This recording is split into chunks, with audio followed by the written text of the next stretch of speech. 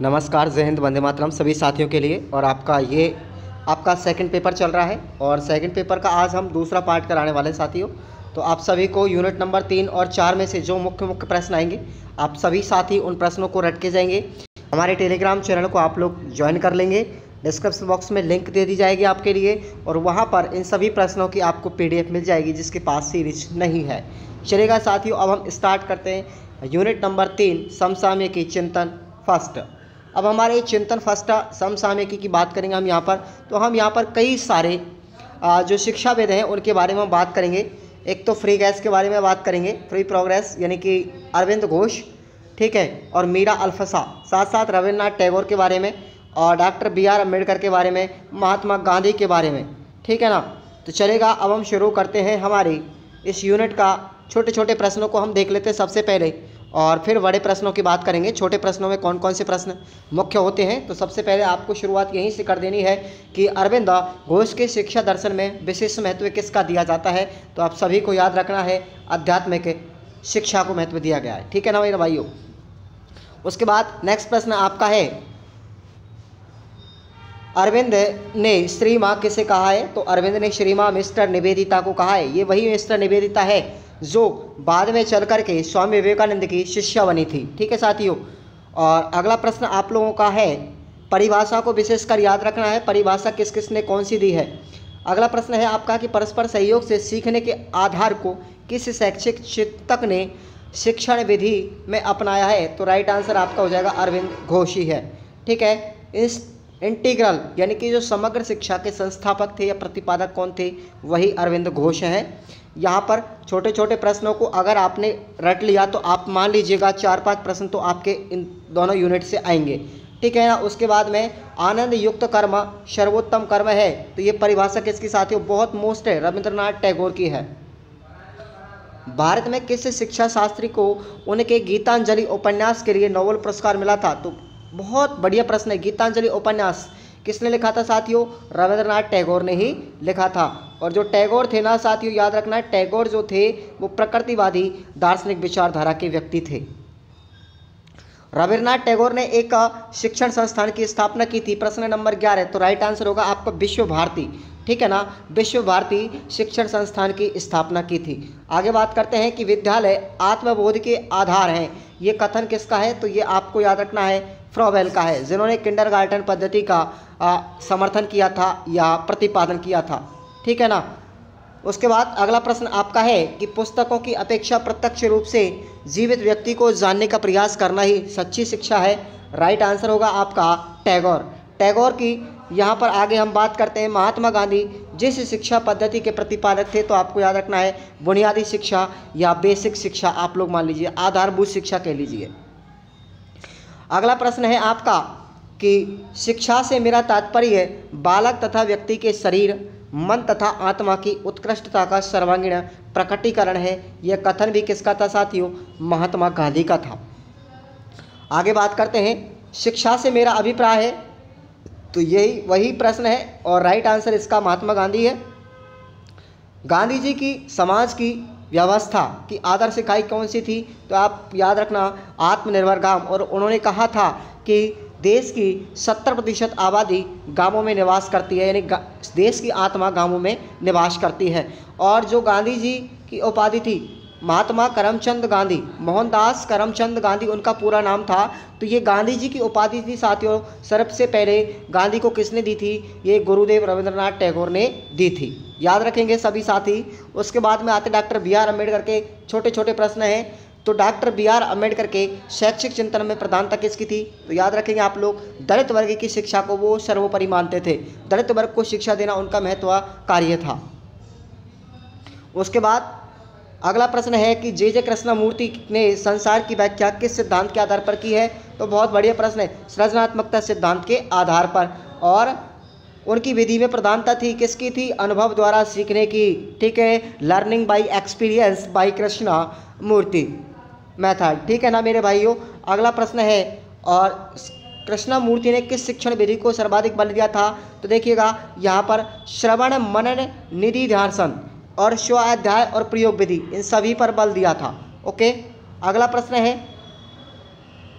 Next प्रश्न है विवेकानंद से, तो स्वामी विवेकानंद के दर्शन का आधार क्या है? तो एक तो वेदांत और एक उपनिषद। वेद और उपनिषद दोनों को आधार मानते थे शिक्षा का दर्शन। उपरोक्त सभी आपका सी आंसर राइट हो जाएगा। अगला प्रश्न है कि शिक्षा उस सन्निहित पूर्णता का प्रकाश है जो मनुष्य में पहले से ही विद्वान होती है। तो ये परिभाषा किसकी थी? स्वामी विवेकानंद की थी।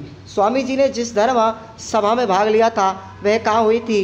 तो याद रखेंगे आप लोग, अमेरिका में। और कहाँ पर हुई थी? शिकागो के अंतर्गत एक धर्म सम्मेलन हुआ था जहाँ पर विवेकानंद जी ने सबसे ज़्यादा भाषण दिए थे। ऐसा माना जाता है कि सर्वाधिक 13 घंटे लगातार उन्होंने लगभग भाषण दिया था। ठीक है ना। उसके बाद में अगला प्रश्न है रामकृष्ण मिशन, जो वेलूर मेरठ के अंतर पड़ता है, उसकी स्थापना, रामकृष्ण मिशन की स्थापना स्वामी विवेकानंद जी ने की थी। और ये रामकृष्ण जो थे परमहंस, उनके गुरु माने जाते हैं। ठीक है ना। एकाग्रता शिक्षण की कुंजी है और एकाग्रता को शिक्षण विधि का आवश्यक आधार किस शिक्षाविद ने माना है? तो आपका राइट आंसर विवेकानंद ही हो जाएगा। चलिएगा, अब हम बढ़ते हैं अति लघुत्रात्मक प्रश्नों की तरफ और छोटे छोटे प्रश्नों को अब हम देखते हैं। हम यहाँ से सभी प्रश्नों को हमने पढ़ लिया है ऑब्जेक्टिव टाइप में। तो क्रमिक विधि, आपको याद रखना ये प्रश्न, क्रमिक विधि शिक्षण, जो शिक्षण की क्रमिक विधि है उसका प्रतिपादन किसने किया था और इसका प्रमुख महत्व क्या है या इसका प्रमुख तत्व क्या है? तो आप सभी को याद रखना है अरविंद घोष ने। कौन ने? अरविंद घोष ने इसका प्रतिपादन किया है, क्रमिक विधि सिद्धांत का। ठीक है ना। और इसके तत्व कौन कौन से हैं? एक तो करके सीखना, विद्यार्थी का सहयोग, विद्यार्थी की स्वतंत्रता, प्रेम व सहानुभूति का प्रदर्शन, विद्यार्थी की रुचियों का अध्ययन, शिक्षा के माध्यम मातृभाषा होनी चाहिए, और विद्यार्थी के निजी प्रयास और निजी अनुभव को प्रोत्साहन करना, और विषयों की प्रकृति के अनुसार विद्यार्थी शक्ति का प्रयोग करना। ये आपके हो गए अरविंद घोष के तत्व शिक्षण विधि के। उसके बाद में बात आती है कि टैगोर के विचारों को कितने प्रकार की स्वतंत्रता व्याप्त है? कितने प्रकार की स्वतंत्रता व्याप्त है टैगोर के विचारों में? तो याद रखना 3 प्रकार की। कौन कौन सी? एक तो मस्तिष्क की स्वतंत्रता, एक हृदय की स्वतंत्रता, और तीसरा है इच्छा तत्व की स्वतंत्रता। वेरी वेरी मोस्ट प्रश्न आप लोग लगाएंगे इस पर। अगली बात आती है यहाँ पर गांधी जी के अनुसार जो तत्कालीन शिक्षा व्यवस्था है वो 3 बड़ी खामियां कौन सी थी? कौन कौन सी 3 कमजोरियां थी? पहली चीज़ तो यह कि विदेशी संस्कृति पर आधारित है। दूसरी चीज़ है कि ये भावनाओं व हाथ के हुनर की उपेक्षा करती है। तीसरी है कि वास्तविक शिक्षा किसी भी विदेशी माध्यम से पाना संभव नहीं है। ये उनकी 3 बड़ी कमजोरियाँ थी। ठीक है भाई। उसके बाद में अगला प्रश्न है आपका, नेक्स्ट प्रश्न आता है गांधी जी के अनुसार शिक्षा का अर्थ क्या है? तो मैंने आपको बता दिया है कि यदि शिक्षा का अर्थ सूचनाओं से होता है तो पुस्तकालय संसार के सर्वश्रेष्ठ संत होते और विश्वकोश ऋषि बन जाते। स्वामी विवेकानंद के अनुसार शिक्षा उस सन्निहित पूर्णता का प्रकाश है जो मनुष्य में पहले से ही विद्वान होती है। ओके, चलिएगा आगे बढ़ते हैं। शिक्षा के उद्देश्य क्या है विवेकानंद जी के अनुसार? तो ज्ञानार्जन का उद्देश्य चरित्र एवं नैतिकता का विकास, आध्यात्मिकता व मानसिक विकास, समाज सुधार की योग्यता का विकास, और विश्व बंधुत्व की भावना और शारीरिक क्षमता का विकास। ठीक है ना। चलिए अब हम बात करते हैं अरविंद घोष के अनुसार किन सिद्धांतों का प्रतिपादन किया है। तो देखिएगा, ये प्रतिपादन आपको अरविंद घोष के याद रखने हैं। किसके? अरविंद घोष के आपको याद रखने हैं। तो कौन कौन से हैं? संपूर्ण जीवन ही शिक्षा है, पहली चीज़। अतः पाठ्यक्रम कुछ किताबों तक ही सीमित नहीं होना चाहिए और पाठ्यक्रम में वे सभी शामिल विषय होने चाहिए जो मानसिक और आध्यात्मिक विकास को बढ़ावा दें। ओके, आगे है कि पाठ्यक्रम में व्यक्तित्व आवश्यकता को पूरा करने का लचीलापन हो, ये आपके हो जाएंगे यहाँ पर। और उच्च स्तर में एक प्राथमिक शिक्षा होनी चाहिए, उसके बाद माध्यमिक उच्च प्राथमिक शिक्षा होनी चाहिए, उच्च माध्यमिक शिक्षा। ओके, चलिए आगे बात करते हैं। अगला प्रश्न है, मीरा अल्फसा का इम्पोर्टेंट नहीं है।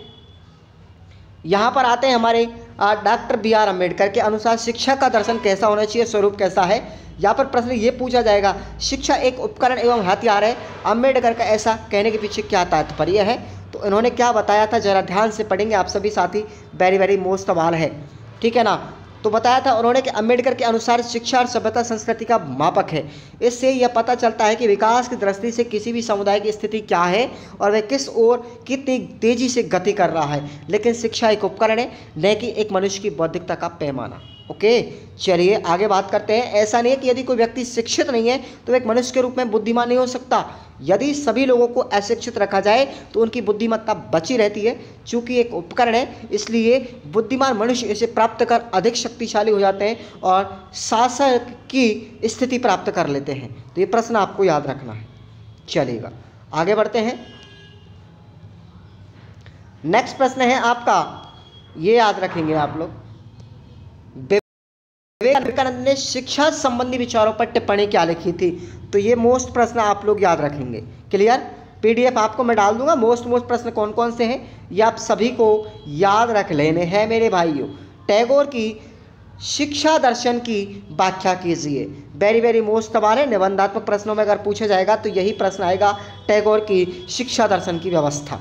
ठीक है ना, झूठ नहीं बोलूँगा बिल्कुल भी। ओके, उसके बाद में बात करते हैं यहाँ पर बुनियादी शिक्षा के सिद्धांत कौन कौन से हैं और लगातार 3 बार आया है, 15, 17, 18 और ये आपको 22 में भी देखने को मिलेगा।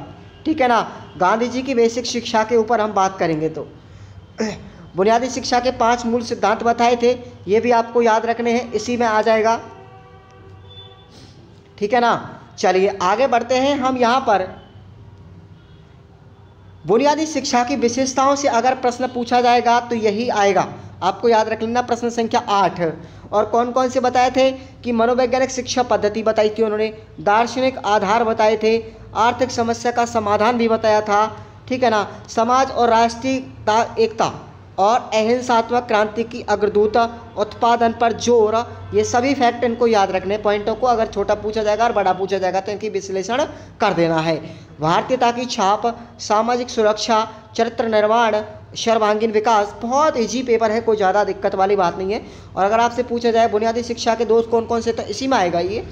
दोष पूछा जाएगा तो ये याद रखेंगे आप लोग, केवल दोष पूछा जाए 3 नंबर का 4 नंबर का पूछा जाएगा तो आपको याद रखना है आर्थिक पक्ष पर अत्यधिक जोर, राष्ट्रीय धन का अपव्यय, निर्मित वस्तुओं की बिक्री में कठिनाई। ठीक है ना, उसके बाद औद्योगिक क्रांति में सामंजस्य न होना, भार स्वरूप बेसिक क्राफ्ट, असंतुलित पाठ्यक्रम। ठीक है ना, तो ये आपको याद रख लेना है। चलिएगा आगे बढ़ते हैं। यहाँ पर नेक्स्ट क्वेश्चन आपका यहीं पर, हाँ एक ये है, विवेकानंद के शिक्षा दर्शन का मूल्यांकन कीजिएगा। तो विवेकानंद ने बताया कि शिक्षा दर्शन में प्रकृतिवाद, आदर्शवाद और प्रयोजनवाद आदि मुख्य दार्शनिक विचारधाराओं की झलक दिखाई पड़ती है। प्रकृतिवादियों की भांति स्वामी जी ने बताया है कि सच्ची शिक्षा प्रकृति के संपर्क में रहकर ही प्राप्त हो सकती है। आदर्शवादियों की भांति उन्होंने बताया कि शिक्षा का मुख्य उद्देश्य बालक का आध्यात्मिक विकास करके उसके पूर्णत्व की व्यक्तित्व करना है, अभिव्यक्ति करना है, जो उसमें पहले से ही विराजमान होती है, विद्वान होती है। ऐसे ही प्रयोजनवादियों की भांति स्वामी जी ने पाश्चात्य देशों की कला, उद्योग, तकनीकी शिक्षा की उपयोगिता को अपनी कला के साथ में समन्वित करने का सुझाव भी प्रस्तुत किया है। तो ये प्रश्न आप सभी को याद रख लेना है। इस तरीके से यूनिट नंबर 4 पर बढ़ते हैं, समसामयिक चिंतन नंबर 2। अब इसमें हम कौन कौन पढ़ेंगे, इसमें हम बाहर के विदेशी व्यक्तियों को पढ़ेंगे, वो भारतीय थे, ये हमारे विदेशी हैं। सबसे पहले हम रूसो के बारे में, उसके बाद जॉन डीवी के बारे में, उसके बाद इवान इलिच के बारे में और पाउले फेरे के बारे में और मरारेंको के बारे में पढ़ेंगे। ये 5 दार्शनिक पढ़ेंगे जो विदेशी हैं। हमें 3 में पढ़े थे भारतीयों के बारे में, अब हम विदेशियों के बारे में पढ़ेंगे। चलेगा, प्रश्न संख्या 1 है इसमें, बालक में बुराइयां समाज से आती है, तो ये रूसो ने बताया था। उसके बाद परिभाषा बहुत इंपॉर्टेंट है, प्रश्न परिभाषाओं से 4 प्रश्न ही आएंगे, याद रखना। मनुष्य स्वतंत्र पैदा होता है, संसार उसे जंजीरों से जकड़ देता है, तो यह कथन किसका था, ये भी रूसो का ही था। और रूसो ने किस मूल्य को महत्व दिया है, तो वो दिया है सौंदर्य भूति मूल्य को। ठीक है ना। अगला प्रश्न है, रूसो किस प्रकार की शिक्षा का समर्थन करते हैं, तो वो निषेधात्मक शिक्षा का समर्थन करते हैं। और उन्मुक्त बाल शिक्षा की अवधारणा किसने दिया है, वही रूसो ने दी है। एमिल पुस्तक बहुत मोस्ट प्रश्न है, ये रीट में भी पूछ लिया है बहुत बार। तो इमाइल या एमिल कह लो, इस पुस्तक के लेखक कौन है, रूसो ही है मेरे भाई। ठीक है ना। और करके सीखना और इंद्रियों द्वारा ज्ञान प्राप्त करना, ये किसका मानना है, ये रूसो का ही मानना है। और प्रकृति की ओर लौटो, बहुत मोस्ट नारा है, किसने दिया था, रूसो ने दिया था। ठीक है ना। आगे बढ़ते हैं। शिक्षा दर्शन की उपज है, ये विचार किसका है? जॉन डीवी का, याद रखना है। और जॉन डीवी ने पुस्तक कौन सी लिखी? Democracy and education, John Dewey ने, ठीक है ना। उसके बाद अगला प्रश्न है, विद्यालय डिब्बाबंद सूचनाएं भेजता है, ये कथन किसका है? तो ये इवान इलिच का है। उसके बाद शिक्षा व्यवस्था में विद्यालय व्यवस्था को पूर्ण रूप से समाप्त करने की अवधारणा को सर्वप्रथम किसने प्रस्तुत किया था? इवान इलिच ने। ओके, अगला प्रश्न बढ़ते हैं। और इवान इलिच की पुस्तक में जिन्होंने समाज की वर्तमान विद्यालय शिक्षा के स्वरूप की मुक्ति से व्याख्या की है, तो वो है डी स्कूलिंग सोसाइटी। बहुत मोस्ट प्रश्न है डी स्कूलिंग सोसाइटी, ठीक है ना मेरे भाई। उसके बाद आते हैं, इवान इलिच किस भारतीय अर्थशास्त्री से सर्वाधिक प्रभावित थे? तो याद रखने, कुमारप्पा। कौन थे? कुमारप्पा। Okay, B option. आगे बढ़ते हैं। और इलिच ने विद्यार्थी में किसके माध्यम से अनुशासन विकसित करने के पक्षधर हैं? तो प्यार, प्रेम, स्नेह मान लो, ठीक है ना। और हमें मशीनों के विरुद्ध सांस्कृतिक उपकरणों की आवश्यकता है, ये कथन किसका है? इवान इलिच का है। इवान इलिच के अनुसार शिक्षा का कर्तव्य कैसा नहीं है? तो ध्यान रखेंगे आप लोग, ये नहीं है, चारों ही फैक्ट नहीं है। उपचारक के रूप में, अभिभावक के रूप में और प्रचारक के रूप में आंसर क्या हो जाएगा? डी, ऑप्शन डी, उपरोक्त सभी। चलिए, और अगला प्रश्न है, पाउलो फ्रेरे से कि किसने उत्पीड़नों के शिक्षा शास्त्र का निर्माण किया है? तो राइट आंसर होगा पाउलो फ्रेरे। ओके, Paulo Freire. Education in the practice of freedom, education in the practice of freedom पुस्तक के लेखक, बहुत मोस्ट पुस्तक है पाउलो फ्रेरे की। उसके बाद pedagogy of the oppressed, pedagogy of the oppressed, ये पुस्तक किसकी है? जॉन हॉल्ट की, याद रखेंगे आप लोग। उसके बाद में ज्ञान बहुत से लोगों की राय का मिश्रण है, त्रुटियां बच्चों को सत्य का ज्ञान प्राप्त करने में सहायता करती है। तो ये कथन किसका था? मोरारेंको का था।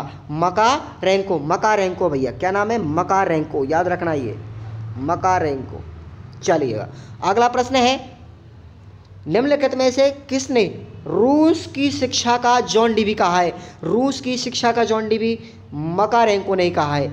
मकारेंको ने किसे जीवन का मुख्य तत्व माना है? नैतिकता, स्वतंत्रता और सामाजिकता, ये तीनों तत्व याद रखने। उसके बाद समूह शिक्षा की अवधारणा किसने प्रतिपादित की? तो मकारेंको ने की थी। चलिए आगे बढ़ते हैं। अगला प्रश्न है आपका,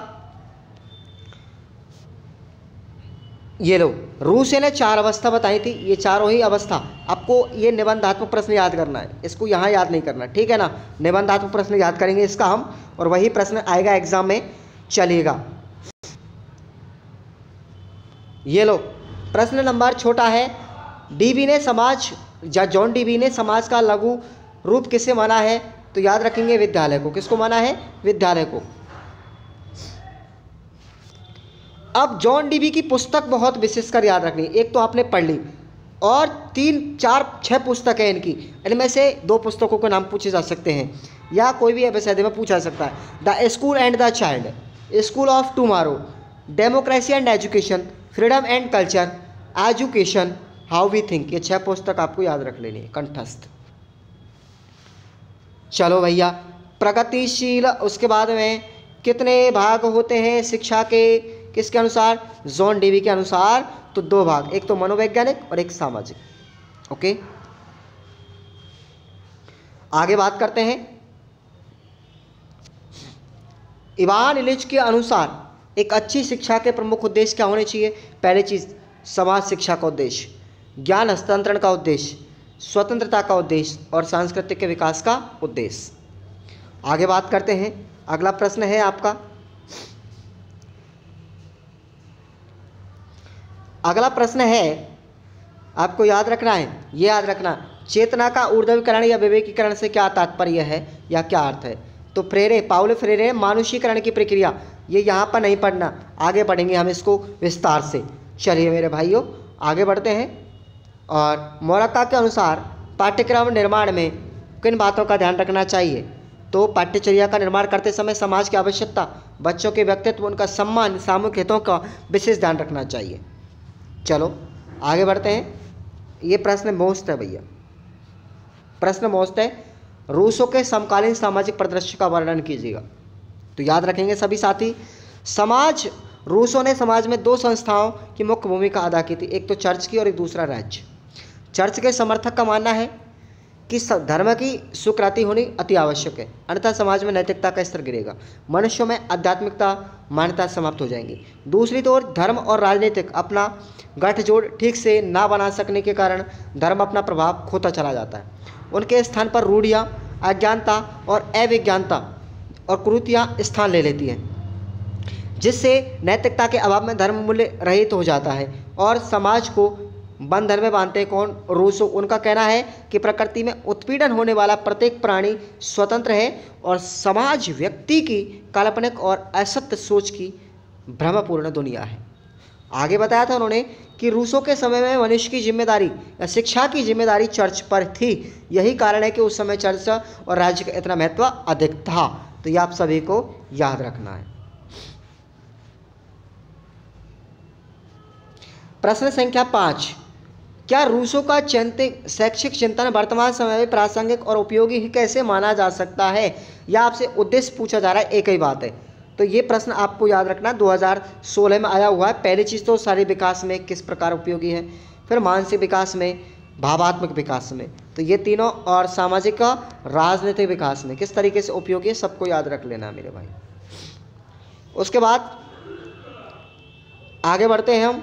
जॉन डीबी के प्रयोजनवाद के 5 मूल कौन कौन से मूल सिद्धांत थे? तो एक तो सत्य की परिवर्तनशीलता का सिद्धांत, क्रिया की उपयोगिता का सिद्धांत, सामाजिक और लोकतांत्रिक मूल्य का सिद्धांत और परिमाण का सिद्धांत। ये चारों आपको याद रखना है।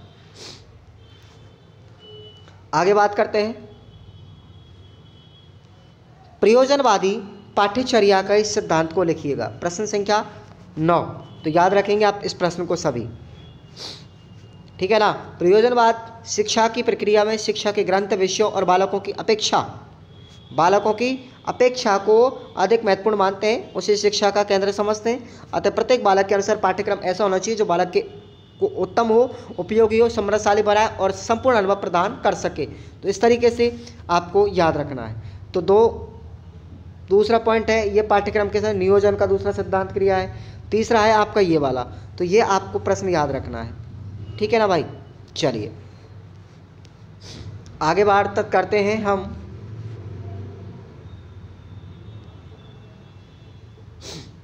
ये लो भाई, इवान इलिच के अनुसार किस प्रकार शिक्षा के उद्देश्य होने चाहिए और उन्हें प्राप्त करने के लिए कौन कौन शिक्षण विधियां हैं, या शिक्षा के उद्देश्य आपसे पूछा जा सकता है। तो आपको याद रखना है ये प्रश्न। एक तो समाज शिक्षा का उद्देश्य, छोटे छोटे बता रहा हूँ, बाद में आप लोग इनको पढ़ लेंगे। ज्ञान हस्तांतरण का उद्देश्य, स्वतंत्रता का उद्देश्य, संस्कृति के विकास का उद्देश्य पढ़ना आपको ही पड़ेगा, मैं केवल आपको मोस्टेड बता रहा हूँ। और शिक्षण की विधियाँ ये आपको याद रखना है। कौन कौन सी बताई थी? प्रतिभाग करने की, अवलोकन करने की, प्रश्न करने की, तर्क करने की, ठीक है ना। चलो अब मैंने आपको बताया कि रूसों की अवस्थाओं के बारे में, तो ये प्रश्न आपसे बाहर नहीं जाएगा आपका एग्जाम में, यहाँ से आपको एक प्रश्न मिलेगा रूसों से संबंधित, ठीक है ना मेरे भाइयों। चलो पहली चीज़ बताई थी उन्होंने शैशवावस्था 1 से 5 वर्ष तक, बाल्यावस्था 5 से 12, किशोरावस्था 12 से 15 और युवावस्था 15 से 20, ठीक है ना। अब शैशवावस्था के गुणों की बात करेंगे हम यहाँ से। तो देखो ये शैशवावस्था के गुण आप सबको पढ़ के जाना है, ठीक है ना मेरे भाइयों। कौन कौन से गुण होते हैं शैशवावस्था के। उसके बाद बाल्यावस्था की उम्र कौन कौन क्या होती है, ठीक है ना, इसके क्या क्या गुण होते हैं, ये सभी आपको पढ़ना है, सबको पढ़ के जाना है, ओके। उसके बाद किशोरावस्था की बात करते हैं तो 12 से 15 वर्ष के बीच में आती है, ये सभी आपको विशेषता पढ़नी है इसकी। और ये आपका युवावस्था 15 से प्लस, तो ये सभी आपको इसकी विशेषता पढ़ के जानी, ओके मेरे भाई। चलिएगा आगे बढ़ते हैं हम। उसके बाद में अगला प्रश्न है आपका डी स्कूलिंग व्यवस्था की व्याख्या कीजिए इवान इलिच के अनुसार, ठीक है भाई। चलेगा डी स्कूलिंग को पढ़ते हैं। अपने विद्यालय की परंपरागत संस्थाएं, इन संस्थाओं सबसे प्राचीन काल से ज्ञान के स्रोत, राजनीतिक एकाधिकार रखा है। इलिच के अनुसार संस्था अपने कार्य प्रति ईमानदार नहीं है। वर्तमान में इलिच के विचारों के समर्थक जॉन हॉल्ट थे, गुडमैन थे, चार्ल्स सिल्वरमैन। इलिच के अनुसार संसार के सभी स्कूल समाज पर शिक्षा के विपरीत प्रभाव डाल रहे हैं और विद्यालय की असफलता को छिपाने के लिए अधिकतर लोग कहते हैं कि शिक्षा महंगी है, शिक्षा जटिल है, शिक्षा असंभव कार्य है। तो ये आपको पढ़ के जाना है इवान इलिच वाला। ओके, ये बहुत मोस्ट प्रश्न है और एग्जाम में आने के आपको 99% आपके चांस बनेंगे। ओके मेरे भाइयों, चलिए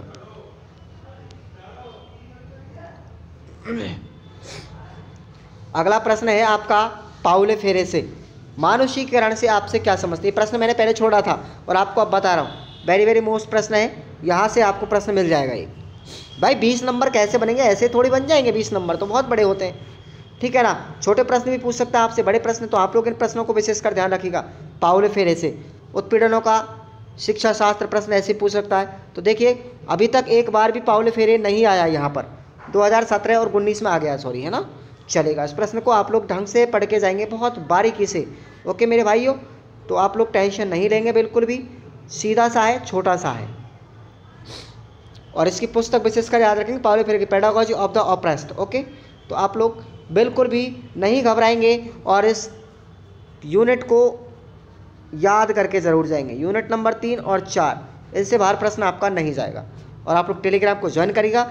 जो जो प्रश्नों पर चिन्ह लगाए हैं और प्रश्नों पर आप भी चिन्ह लगाइए, जिसके पास सीरीज नहीं है वो PDF पढ़ लीजिएगा। धन्यवाद।